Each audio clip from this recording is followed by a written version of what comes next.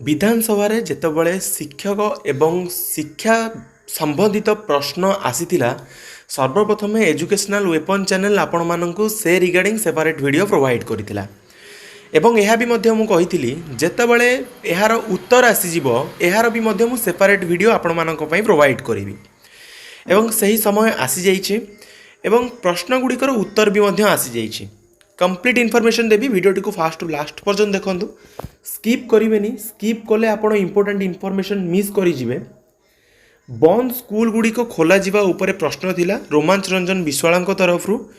विद्यालय और गणशिक्षा मंत्री अनुग्रह करी कहिबे कि राज्यर विभिन्न जिले में बंद हो रही स्कूल गुड़िक पूर्व अधिवेशन प्रतिश्रुति मुताबक खोलिबार कौन कौन पदक्षेप सरकार तरफ ग्रहण करा जाइछि एवं केबे सुधा से बंद स्कूल गुड़िक खोल उत्तर रे श्री नित्यानंद गंड विद्यालय और गणशिक्षा मंत्री कहिसंती जनसाधारण अभियोग को भित्ति करी बंद होइतिबा विद्यालय गुड़ी को पुनः खोलिबा पई विद्यालय और गणशिक्षा विभाग द्वारा जारी होइतिबा स्मारक पत्र संख्या 5538 जोटा कि 11/3/2020 आवश्यक प्रावधान रही। एतद व्यतीत यही संबंधी विद्यालय गणशिक्षा विभाग द्वारा मान्यवर उच्च न्यायालय आवेदन होइतिबा WA नंबर 417 जोटा कि 2021 मसीह रेजिस्टर होइतिला रो विचार करी मान्यवर न्यायालय यही विभाग विज्ञप्ति संख्या 5465 सपक्ष में मत प्रदान करिसेंती। आगामी प्रश्न रहितिला श्री गणेश्वर बेहेरा तरफ बंद होइतिबा विद्यालय खोलिबा उपरे प्रश्न करिथिले विद्यालय और गणशिक्षा मंत्री अनुग्रह करी कहिबे कि राज्य में बंद होइतिबा विद्यालय गुड़िक खोलिबा पई घोषणा करिथिबा सत्य कि जदि हाँ तेबे ए संक्रांत रे की अग्रगति होइछि जणाइबे कि एवं जदि देखिबा श्री नित्यानंद गंड विद्यालय और गणशिक्षा मंत्री उत्तर पूर्व उत्तर सहित पूरा समान थिला सत्य कि जेमती लागुतिला से उत्तर घोषिकी पळै आछंती। मैनिफेस्टो रे क्लियर कट मेंशन कले equal pay to equal work आमर सबू जो भी शिक्षक रही समस्त ग्रेड पे सामान हेबो किंतु वर्तमान डायरेक्टली से ओहरिकी या ही कहते जे ग्रेड पे सामान हो पारिबो नाही सीधा सड़क भाव कहिया को गले जोटा को आमे कहूचु दरमा वृद्धिर एबे कोनोसी निष्पत्ति निया जाय नाही एवं 6 वर्ष कार्यकाल कंप्लीट कला परे से माने नियमित हेबे बोली मध्य कुहा जाइछि। तो आपण जेउ टाकू मैटर करिकि आपण माने भोट हातेइले सेही मैटर रु जदि आपण माने ओहरुछंती ताहाले सीधा सड़क भावे कहिबी पूर्व सरकार कनिष्ठ शिक्षक एवं कनिष्ठ शिक्षक परिवार को जेभली भावे हैरान करिथिले तार प्रति उत्तर रे से माने सरकार कर जो दीर्घ 25 वर्षर गादी छाड़िया को बाध्य हेले। तो सेटा आपण केसेस भी न हेउ आमे चाहूचु कि आपण जल्दी यार समाधान करंतु नहले आलोचना विचार विमर्श हेई आ कोनोसी भी फल मिलिबो नाही सेटा भी मध्य आमे जानि सारलुनी। उपासना महापात्र फेक सर्टिफिकेट जरिया नियुक्ति उपरे प्रश्न करिथिले विद्यालय गणशिक्षा मंत्री अनुग्रह करी कहिबे कि गत 5 वर्ष रे वर्षवारी फेक सर्टिफिकेट जरिया शिक्षक चाकरी करिथिबा सरकार को नजर रे आसीछि कि जदि हाँ तेबे ए विषय रे सरकार की पदक्षेप ग्रहण करिसेंती एवं एही फेक सर्टिफिकेट जरिया चाकरी करिबा पई हेउतिबा प्रयास को बंद करिया पई सरकार व्यवस्था करिवे कि उत्तर श्री नित्यानंद गंड विद्यालय गणशिक्षा मंत्री कहिथिले जाल प्रमाणपत्र जरिया शिक्षक चाकरी करिथिबा प्रसंग सरकार दृष्टि को आसीअछि। एही प्रसंग रे प्राथमिक शिक्षा स्तर रे 1/1/2011 मसीहा ठारू नियोजित होइतिबा समस्त शिक्षक मानकर शिक्षागत जातिगत प्रमाणपत्र जांच करी जाल प्रमाणपत्रधारी शिक्षक मानक विरुद्ध रे मामला रुजु करिबा सहित विभागीय कार्यानुष्ठान करिबा पई निर्देशनामा मध्य जारी करा जाइछि। एतद व्यतीत प्राथमिक स्तर रे नियोजित कनिष्ठ शिक्षक मानकु नियमित करिबा पूर्व सेमानंकर शिक्षागत जातिगत प्रमाणपत्र गुड़ी को जांच करिबा पई मध्य निर्देश दिया जाइछि। तामाने एहा भी मध्य आपणक मुंडरे पुरई दियंतु जेउ माने आगामी पोस्टिंग आसीबो से माने पाइबे ताहा सहित जेउ माने वर्तमान नियोजित अछंती कनिष्ठ शिक्षक योजना भित्तिक सेमानंकु नियमित करिबा पई बा सेमानंकु परमानेंट करिबा पई ତା ପୂର୍ବରୁ ମଧ୍ୟ ଶିକ୍ଷାଗତ ଜାତିଗତ ପ୍ରମାଣପତ୍ର ଗୁଡ଼ିକ ଯାଞ୍ଚ ହେବ।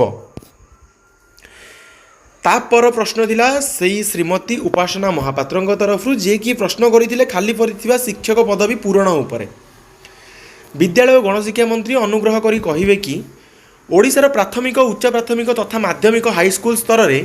केतोटी स्कूल जिल्लावारी अच्छी एवं यही स्कूल रे अप्रूव्ड शिक्षक स्ट्रेंथ केते रहिबा कथा वर्तमान केते शिक्षक कार्यरत अछंती उक्त विद्यालय गुड़िकरे केते पदवी खाली अच्छी और यही पदवी पूरण करने पाई कि पदक्षेप ग्रहण करिसेंती एवं केबे सुधा एसबू खाली पदवी पूरण हेबो ताहार एक निर्धारित समय सीमा जणाइबे कि उत्तर में श्री नित्यानंद गंड विद्यालय गणशिक्षा मंत्री कहिदिले राज्य में थिबा प्राथमिक उच्च प्राथमिक माध्यमिक विद्यालय गुड़िकर संख्या यथाक्रमे 26,522 14,885 और 8,084 अटे। राज्य में थिबा शिक्षकों संख्या और खाली थिबा पदवी संख्या परिशिष्ट क प्रदान करागला। खाली थिबा पदवी गुड़ी को पदोन्नति और नियुक्ति माध्यम रे पूरण करा जाउछि। से लिस्ट भी मध्य एठी दिया जाइछि जे वैकेंसी केते रहिछि। ओके जेमती कि हमें जदि पर्टिकुलर अनुगुल पाई देखिबा हमर 32 टीचर्स इन पोजीशन 16 जन अछंती वैकेंसी 16 अछि। सेमती HM UPS तुमर वैकेंसी 480 अछि। पाखापाखि जदि देखिबा टोटाल उपरे वैकेंसी बहुत परिमाण रे वैकेंसी रहिछि। जेतेबेले मु वीडियो प्रोवाइड करिवि तापरे आपण माननकु एही जो रहिछि PDF टी मध्य प्रोवाइड करदेवी जमीदी आपण माने मध्य सेथिरु देखि परिबे एवं अनुमान लगै परिबे केते परिमाणर वैकेंसी रहिछि। ओके आपणकर गोटे ही प्रश्न थिबो सेटा कि होउछि हमर टोटल केते नंबर ऑफ वैकेंसीज रहिछि। फुल एडेड हाई स्कूल रे रहिछि टोटल जदि देखिबा ताहले हमर वैकेंसी संख्या रही 3290 2259 सैंक्शन पोस्ट एटा रही तो आपण माने मध्य यह देखिपारे। तो बहुत परिमाण वैकेंसी रही किंतु जदिओ एटा फाइनेंस डिपार्टमेंट तरफ भी मध्य अप्रूव हो जाइछि किंतु कौनसी प्रकार यह उपरे कार्यक्षम हेबार आमे देखुना। Okay information on sanction strength men in position and vacancy of teachers in secondary schools जोटा कि गवर्नमेंट एंड एडेड वैकेंसी जदि देखिबा 15,432 वैकेंसी रही फुल जदि आम डिस्ट्रिक्ट कथा देखिबा। तापर प्रश्न अच्छी बंद होइतिबा विद्यालय को पुनः प्रचलन सही सेम आंसर ही रही मत लगुच पूरा लेखिकी नहीं आसचंती जोटा कि गाई चलचंती आ अधिक यहाँ पर आलोचना करिविनी जोटा कि आपण माने गोटे जिनस मु निश्चित भाव कहबी कि विधायकों दरमा बढ़ाइबा समस्ते एक स्वर रे आपण माने विधानसभा भितर कहउचंती कि आमर दरमा 2,50,000 हेउ एवं आमर पेंशन वृद्धि करा जाय 70,000 करा जाऊ सेठी गोटे प्राथमिक शिक्षक जी आपणकू आपणकर जो शिक्षा व्यवस्था रही से शिक्षा व्यवस्था को सुदृढ़ कराइबो सही शिक्षा व्यवस्था को आपण अव्यवस्था करूचंती बा आपण यहाँ को नजर ही दौना सते कि जमीती रेगुलर हाई स्कूल टीचर कथा देखा से आपण जो सैलरी दौरान बहुत अधिक सैलरी दौरान से बहुत एनफ किंतु गोटे प्राथमिक जी मूल दुआ पकाउची बेस बनाऊँच बेस जदि स्ट्रंग न हो ताहले निश्चित भाव शिक्षा व्यवस्था भुसुड़ी जीव। तो आपणक मतामत कौन आपण कमेंट सेक्शन में कमेंट करने को कदापि भूलें कहीं कमेंट सेक्शन केवल आपण मानक पई ओपन अच्छी आउ सेठी नुह जे आपण कमेंट करेंगे यार दुरुपयोग हम सेमती नुहे आपण कमेंट करूँ आपंकर जो भी मन भितर कथा रही है आप कमेंट करेंगे निश्चित भाव यार उत्तर आम वीडियो माध्यम रखा आपण मैंने जानते एजुकेशनल वेपन एमती गोटे चैनल जितेबले 100% सत्यता मिले से कथार से ही आपन को वीडियो प्रोवाइड करा जाय थाए ता पूर्व आपन को वीडियो प्रोवाइड करा जाय न थाए जदिओ आपणकर से नोटिफिकेशन आसबार डिले मध्य हेउ। ओके तो गोटे जिनस निश्चिंत भाव शक करदे एवं शक लगुच जे सरकार जो मैनिफेस्टो जहाँ कहीकि आसी ताहा पालन करूना एवं अलग योजना मानक पई पैसा अच्छी किंतु प्राथमिक शिक्षकों पैसा नहीं आउ से दुख कहीं शुणा नाराज ଶିକ୍ଷକ ବଦଳି ନୀତି ନିୟମ ଉପରେ ଶ୍ରୀ ଅଗସ୍ତି ବେହେରା ନୂତନ ପ୍ରଶ୍ନ କରିଥିଲେ, ସେଥିପାଇଁ ମୁଁ ଏହାକୁ ପିକ୍ କରିଛି। ବିଦ୍ୟାଳୟ ଓ ଗଣଶିକ୍ଷା ମନ୍ତ୍ରୀ ଅନୁଗ୍ରହ କରି କହିବେ କି ପ୍ରାଥମିକ ଶିକ୍ଷକ ଓ ହାଇସ୍କୁଲ ଶିକ୍ଷକମାନଙ୍କର ବଦଳି ନୀତି କ'ଣ, ଏଥିପାଇଁ ପ୍ରସ୍ତୁତ ହୋଇଥିବା ନିୟମାବଳୀର ଏକ ତାଲିକା ଦେବା ସହ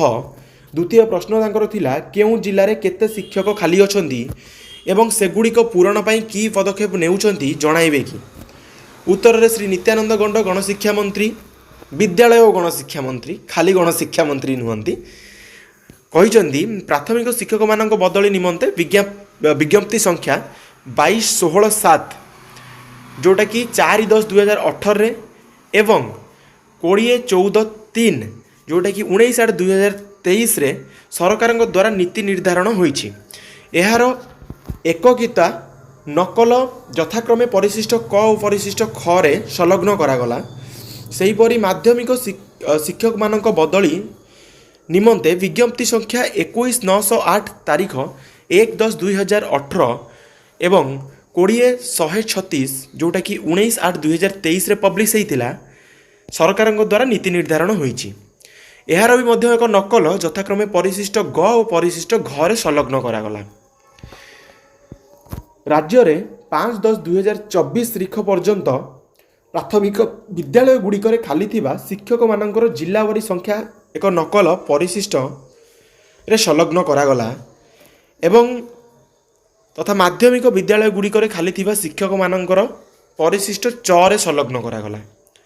ଏତଦ୍‌ବ୍ୟତୀତ ରାଜ୍ୟରେ ପ୍ରାଥମିକ ଓ ଉଚ୍ଚ ପ୍ରାଥମିକ ବିଦ୍ୟାଳୟଗୁଡ଼ିକରେ ଖାଲି ଥିବା ଶିକ୍ଷକ ଓ ଶିକ୍ଷୟିତ୍ରୀ ପଦବୀ ପୂରଣ କରାଯିବା ପାଇଁ କନିଷ୍ଠ ଶିକ୍ଷକ ଯୋଜନା ଭିତ୍ତିକ ନିୟୋଜନ ପ୍ରକ୍ରିୟା ମାଧ୍ୟମରେ ଖାଲି ଥିବା ଶିକ୍ଷକ ପଦବୀଗୁଡ଼ିକ ପୂରଣ କରାଯାଉଛି।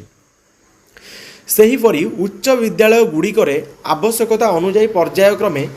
ଶିକ୍ଷକ ନିଯୁକ୍ତି ପାଇଁ ବିହିତ ପଦକ୍ଷେପ ନିଆଯାଉଛି।